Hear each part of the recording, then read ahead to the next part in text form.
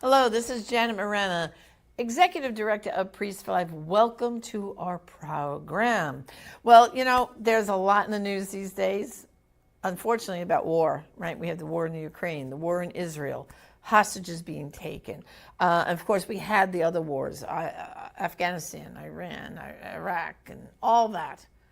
And past wars, even, I had family members that went off during the Vietnam War, et cetera, et cetera.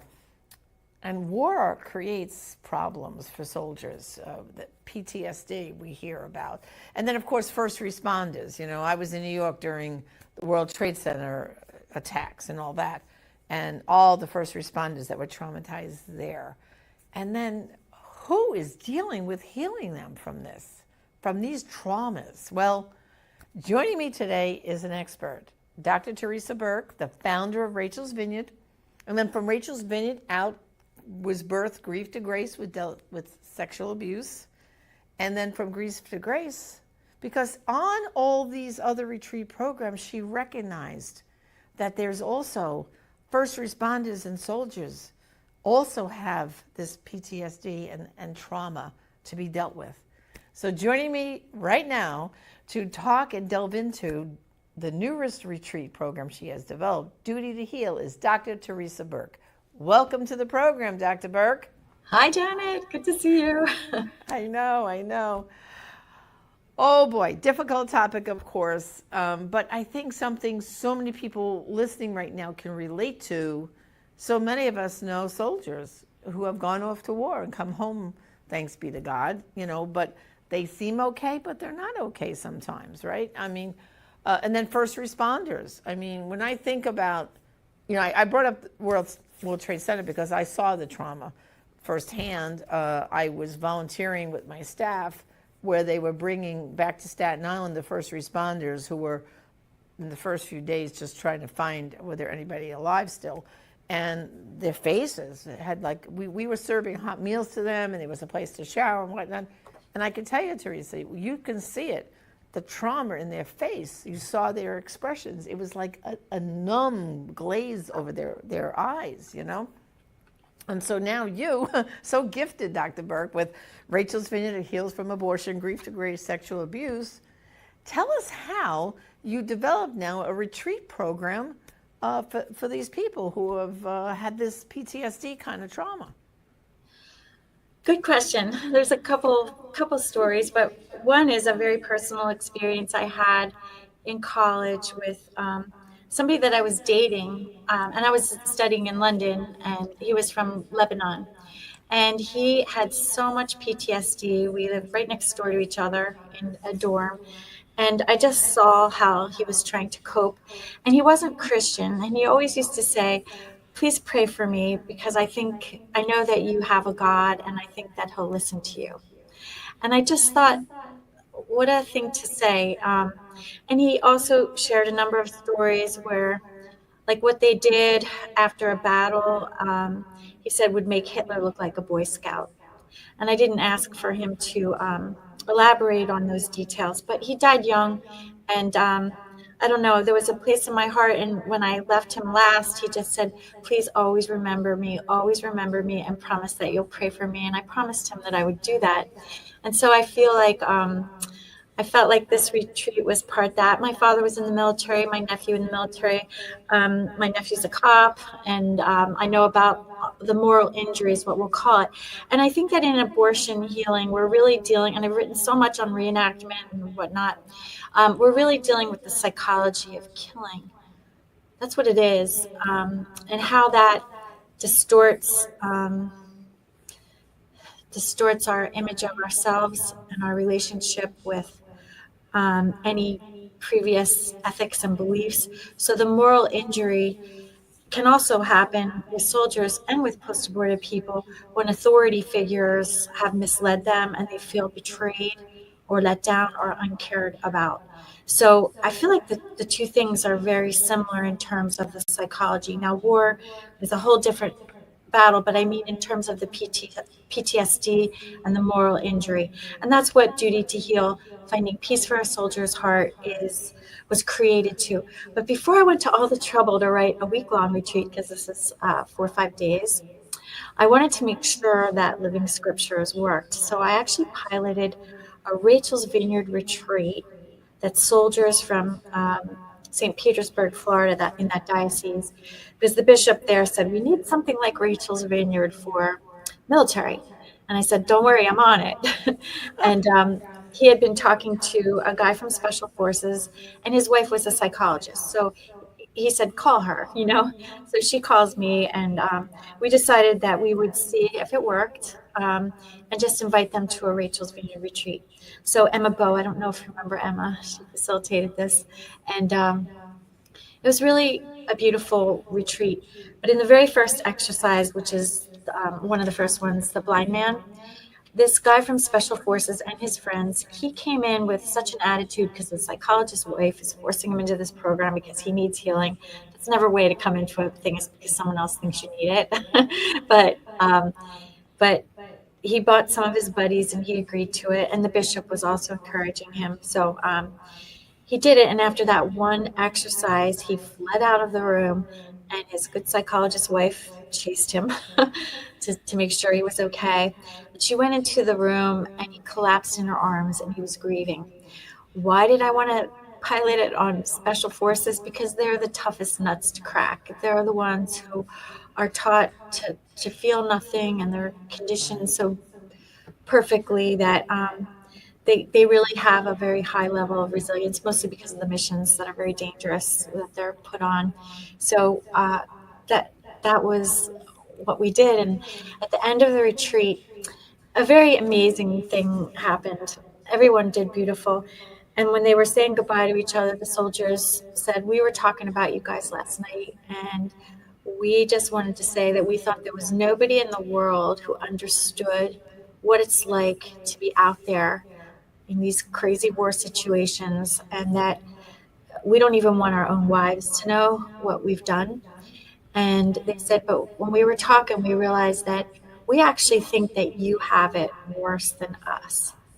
And they all kind of looked puzzled, and he said, because it was your own children who you killed. Because that's one of the big traumas, especially in these wars where civilians are mixed in and children have bombs planted on them, and any child can be a threat. So that's a huge moral injury for soldiers to know what it feels like, and then how that impacts the raising of their own children. When the child looks like the age of that one, they have nightmares every night thinking that, their child's going to blow up or be shot. So it's a really painful thing.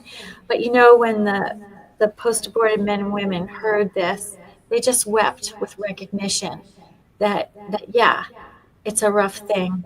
But I thought that was a beautiful bonding moment. And then after I learned that the Living Scriptures on the first account, worked and was able to bring forth a process of grieving, then I thought, I'm committed to this, and then was about making the retreat. And it's a little busy because I was growing two ministries that are kind of all over the world, but God helps me with time, and it's a passion, so I don't mind to spend weekends writing, but I don't think it's been that fun for some of my family members when I'm immersed in it. But now, Duty to Heal is a retreat program of how many days? It's more than a weekend, right?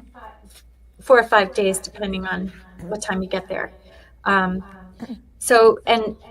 We started with military, and we wanted to see what it was like. So we've been piloting it a lot, and we piloted it for a number of years. I actually began it in New Jersey with Father Mike Mannion before I brought it down to New Heart of Texas, which is our training center in Houston area. So just to explain, Father Mike Mannion is a chaplain for the whole state police in New Jersey. And right? The FBI, and he's a chaplain for the FBI, and so he deals with this when officers are killed and when they have all kinds of trauma happen on their unit after a difficult thing. So what I'm saying is, yes, you piloted Father Mike Mannion because he has first-hand experience with first responders, right? And abortion healing, because he wrote a lot of beautiful books back in the 70s. Yes, that too, yeah. Right. And so New Heart of Texas, I think I'm very familiar because I've been there, and that team down there, it's a very unique experience because most of your teams do maybe 3 retreats a year, 4 retreats a year, right? I mean, that's the average. Or English But in down in New Spanish. Heart of Texas, they do Rachel's Ridden, they do Grief to Grace, and they do Duty to Heal. And they do at least a retreat a month, right? At least Sometimes two. one in English Yeah. and in Spanish. Yeah. I Yeah. mean, it's like the center universe, I think, of these retreats of yours. And also, too, they have people coming from all over the United States and other parts of the world go to New Heart of Texas for these retreats, don't they? I mean, it is a And that, beautiful retreat center, I have to say that.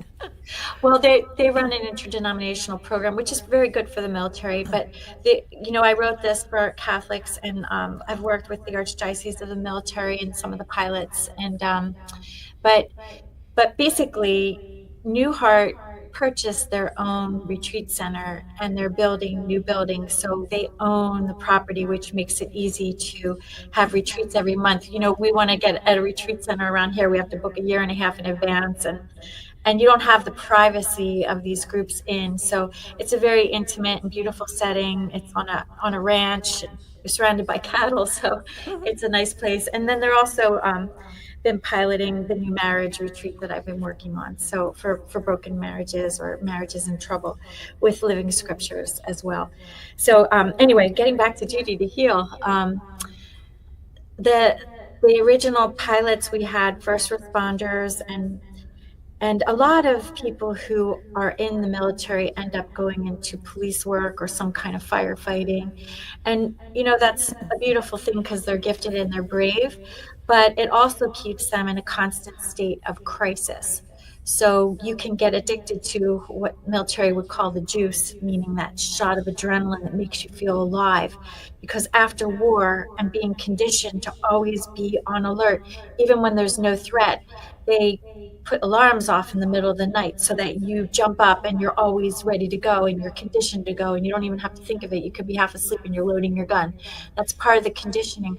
But when soldiers come home, there's not really a deconditioning process at all for re-entry. And without the adrenaline, or a lot of soldiers can go into high risk activities to do it, speeding, motorcycle riding at really high speeds, things that we would be consider self-destructive.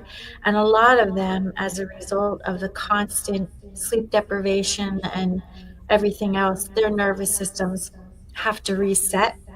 And reset means bringing the dial down to a constant 10 of alarm and threat to a normal zone. And when they can't do that, the PTSD can become really debilitating because they lose sleep, they're not able to heal, and this is the new normal that they live in every day. So it makes it hard when they're always out chasing the next emergency to have a stable family life, or experience that's numbing. So they're going to be in fight, flight, freeze, or numbing.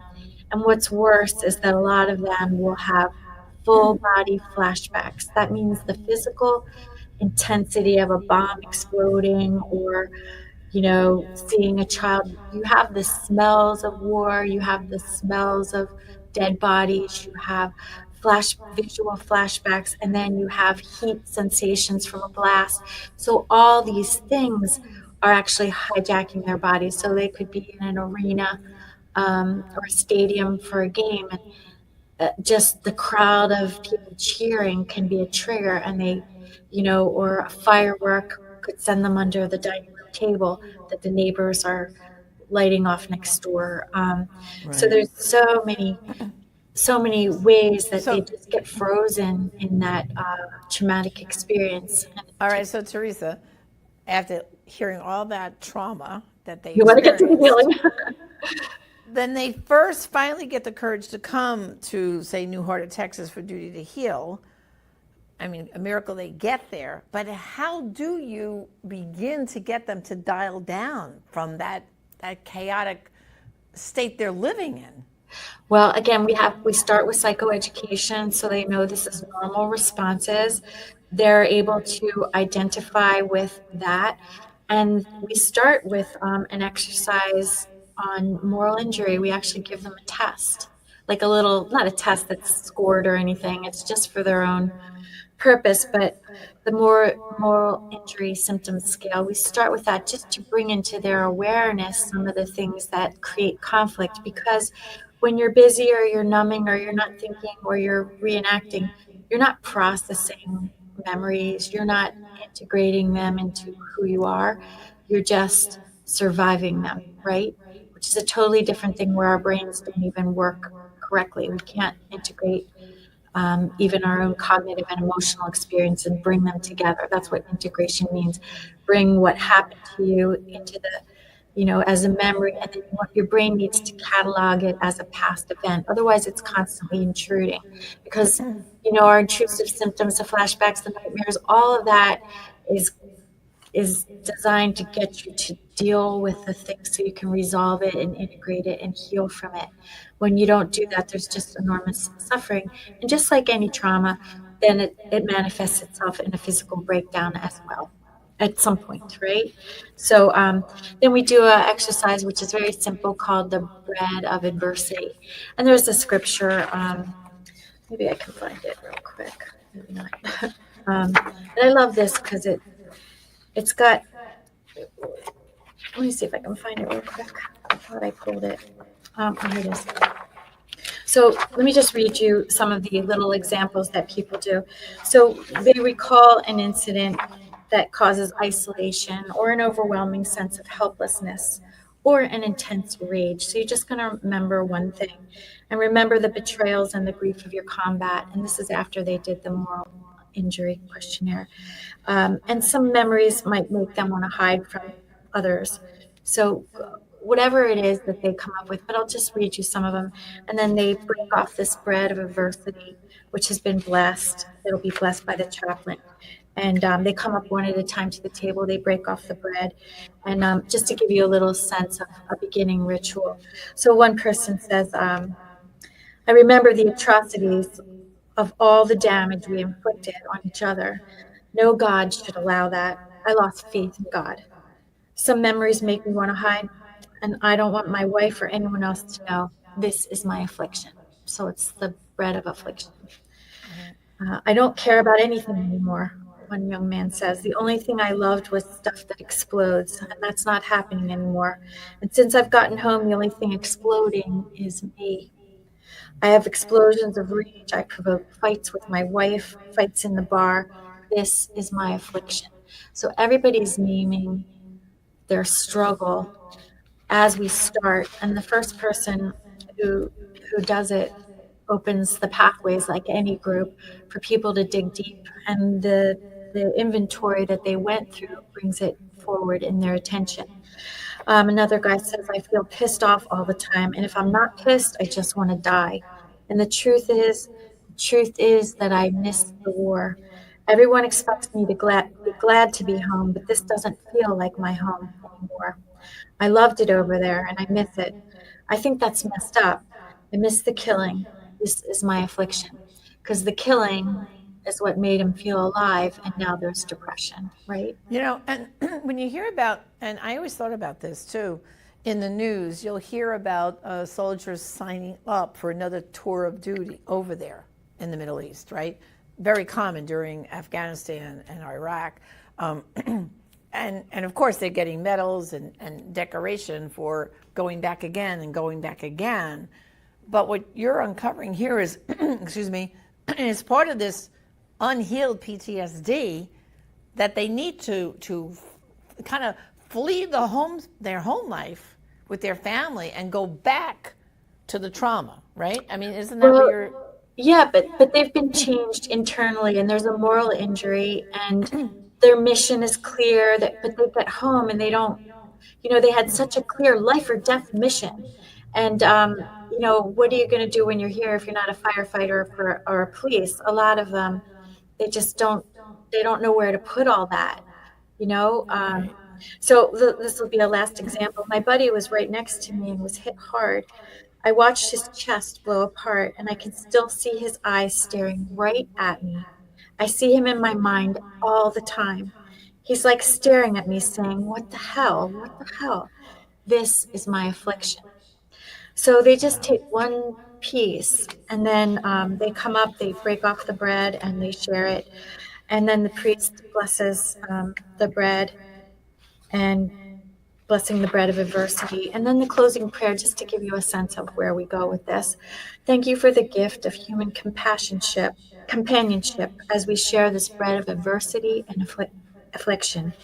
Our loneliness, heartache, and confusion feels less burdensome when we are accepted and welcomed with care as we open our burdens and injuries to one another. And I'll just say here that there's a real stigma about doing that in the military.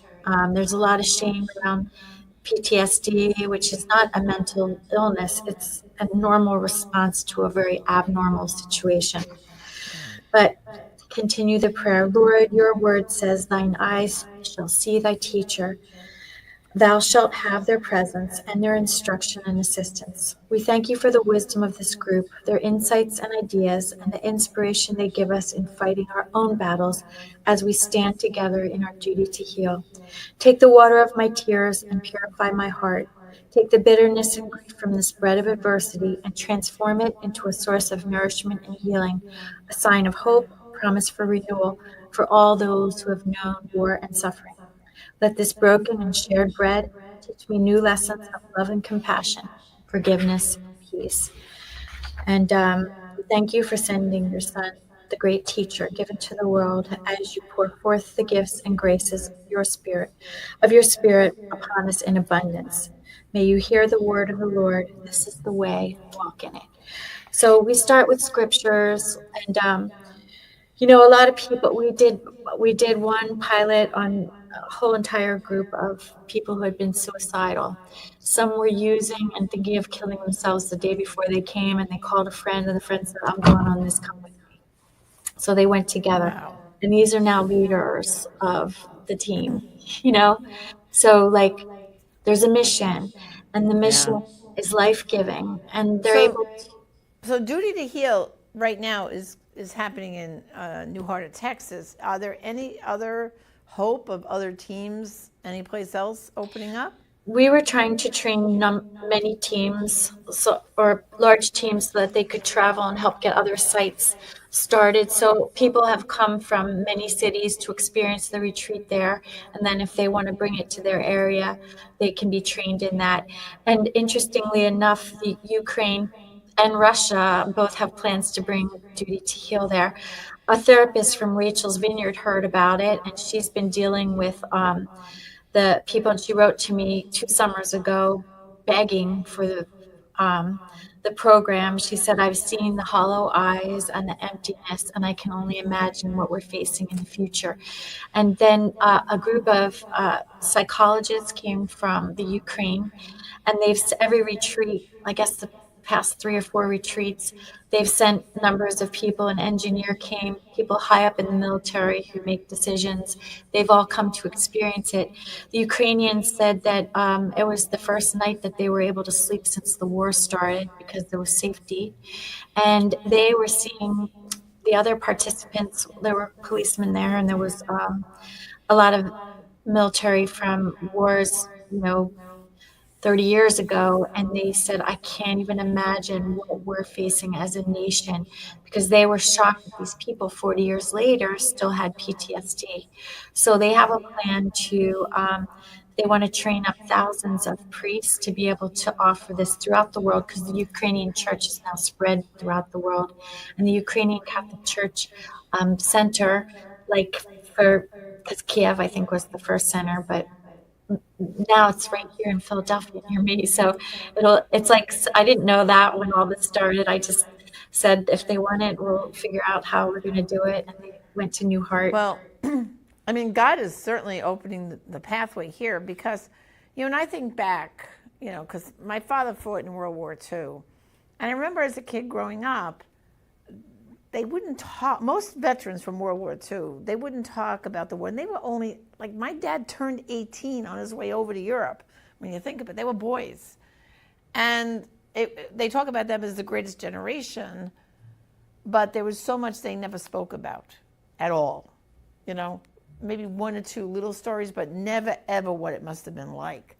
And then, fast forward, then I remember my friends going off to the Vietnam War. And again, it was a very similar thing. They would come back and you knew they would change, they were different, they were traumatized.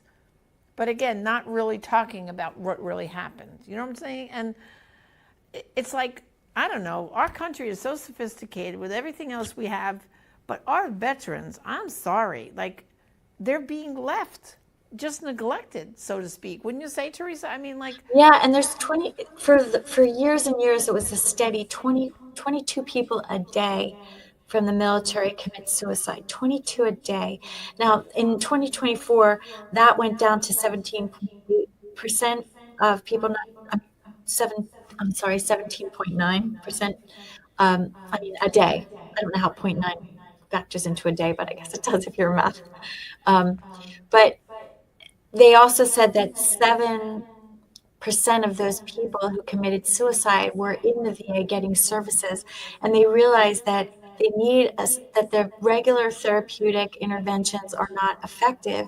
And there's a lot of reasons for that, but they also are recognizing for the first time the moral injury. In fact, they even have trouble retaining military, like the Marines, for moral injury, like down at the border. And so they're paying now and giving grants for Christian programs, which is great. That's never, happened other than a chaplain providing support. But I think the strength of the program is being able to have high level officers and other members of the military on the team and serving. And it really takes out, when you're healing trauma, it takes out that hierarchy where there's shame and you have to prove yourself and you're weak. And all these are myths that you're weak, because nobody deserves to get PTSD. And yet it happens because the situation is just so completely overwhelming and many times dangerous. Even the exposure to death, or if you're a medic, seeing that level of pain. And, we had calls from some nurses in Florida. One of them is involved in Rachel's Vineyard. And she said, we need duty to heal here because the nurses have been traumatized from COVID and they're not able to function. So, yeah, these are first responders that carry the grief of death and the betrayal of, protocols that didn't work, killing people. And, well, I'll tell you, Theresa, right now people listening must be saying to themselves, oh my gosh, like, how can we help? I think some people might be interested in, like, let me learn how to help on this program, even if they're not suffering from PTSD. But then there's other people listening who are saying, oh my gosh, I feel that way. Like, I'm a first, I got back from the military and no one understands how I'm feeling, this anger and stuff. So basically they should go to the website, right? Living Scripture Institute.org, right? yeah, that website. Yeah. And that's where you'll have the information of where the program is, what's going on, if they want to be trained, if they want to go on a duty to heal retreat, where are they, where can they find one? It's all there, isn't it, on the Yes. Living Scripture Institute.org, right? Yes, it is. And I think you bring up a good point, because the community, like, we send our men and women to war, and yet they bear this injury, but we have to be able to share in that because we've sent them. Our government has paid for these things.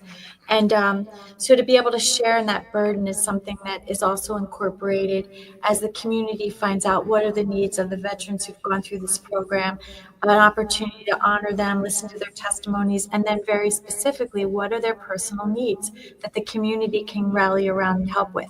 Because I think that also stops the idea that nobody cares and all the homeless vets, and it just goes on and on. Obviously.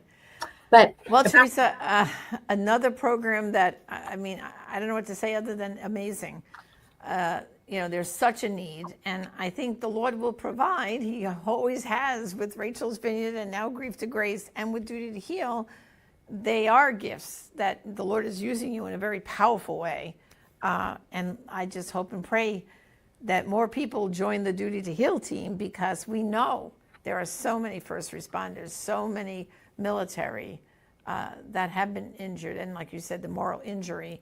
And we are as a nation are responsible. You know, like you said, we sent them into these terrible situations, and then when they come home, where's the safety net? Where's the support? It doesn't exist really, not enough. It's very weak in the, you know, in the aftermath of coming back from these circumstances. So I can only pray that this program explodes all over the place and our country wakes up and says, this is what we need, and they deserve it, you know.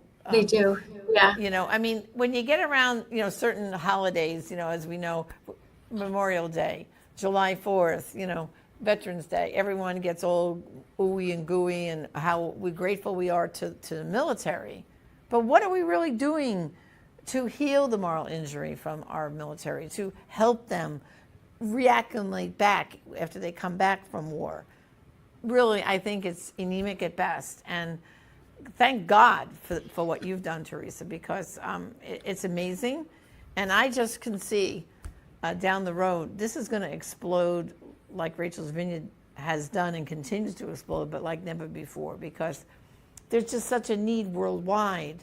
Unfortunately, we have, you know, currently a couple of active wars in the world happening, but there's been so much trauma due to war all over the world, really, that this is an amazing program, Theresa, and I think you're amazing that you were able to come up with this, you know, and it's actually better medicine than these psychiatrists and all this other counseling doesn't seem to get to the heart of it, of dealing with the moral injury. You have to be able to reconcile, and that comes through a process of cleansing and reconciliation and forgiveness of yourself and of others, and being able to find peace and reclaim your, not only your valor, but just the knowledge that you're in your heart, you're a protector, not a killer.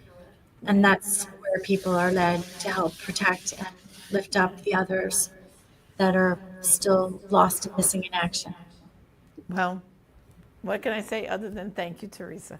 God bless you. Thank you. And we will pray for this to explode all over because the need is great. Okay? So, I know the Lord will respond. Okay? It's spreading. We're just looking for help, you know. That's all. Thank you. Thank you and God bless. All right. Bye-bye. Well, brothers and sisters, once again, a very serious topic, but a much needed one to discuss. And I hope you learned a lot. Please visit the website, livingscriptureinstitute.org. All the information will be there, and see how maybe you can help and spread the news. Until next time, Janet Marana, Executive Director of Priests for Life. Thank you.